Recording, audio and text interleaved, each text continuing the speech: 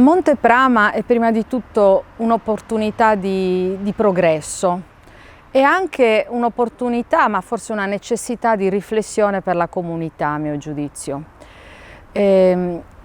Avere in anni recenti una simile novità di patrimonio archeologico è chiaramente qualcosa di sorprendente e di arricchente.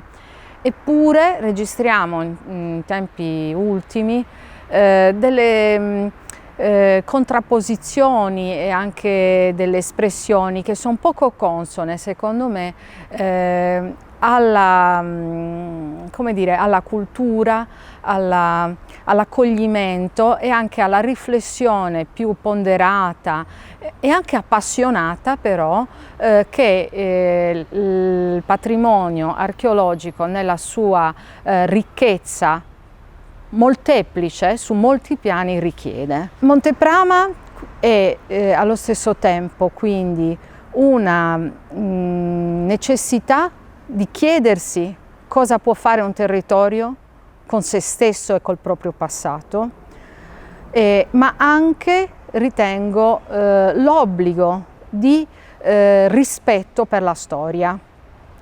Stiamo osservando come sovrintendenza che a volte questi due piani, che devono assolutamente andare insieme nel governo della tutela, quindi con la tutela dei beni culturali, e nel governo del territorio per gli enti locali e con la comunità più vasta della cittadinanza, non sempre tutto questo va in armonia e concordia.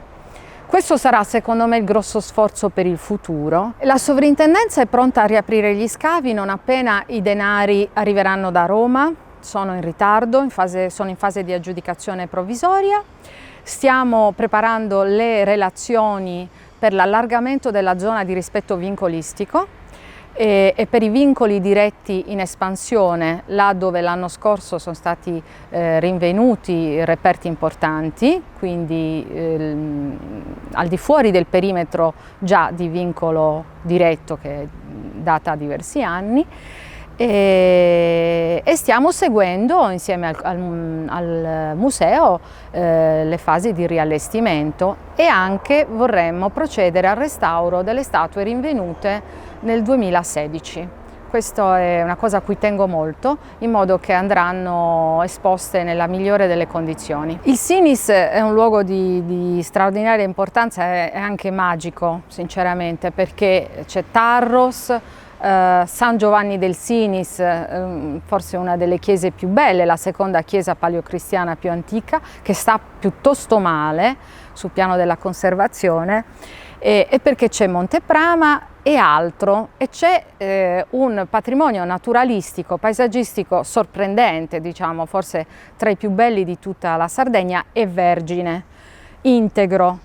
Tutto questo deve essere messo a regime in una visione unitaria e che conduca quindi a una progettualità molto forte che veda Tarros vicina, per esempio con un biglietto integrato, io posso immaginare, insieme a Monte Prama, al museo di Cabras, che sta facendo grossi sforzi. A Natale aprirà una nuova sala che ho appena visto, molto bella ed elegante, con un riallestimento delle statue che loro hanno in consegna, e quindi ci sono occasioni ed opportunità. Bisogna essere saggi, non troppo impazienti e molto lucidi per portarle a casa, creando opportunità di lavoro, condizioni nuove di ricchezza, ma direi anche di elevazione culturale per tutta la comunità. E invece sono molto colti i turisti che frequentano il Sinis, sono soprattutto stranieri, sono francesi, sono scandinavi e sanno cosa cercano, è un territorio molto amato. Ecco, questi nostri ospiti vorrebbero vederci avanzare, diciamo, verso ciò che altre nazioni sanno offrire ai propri ospiti. Questo è il mio auspicio, ma sono pronta a fare la mia parte.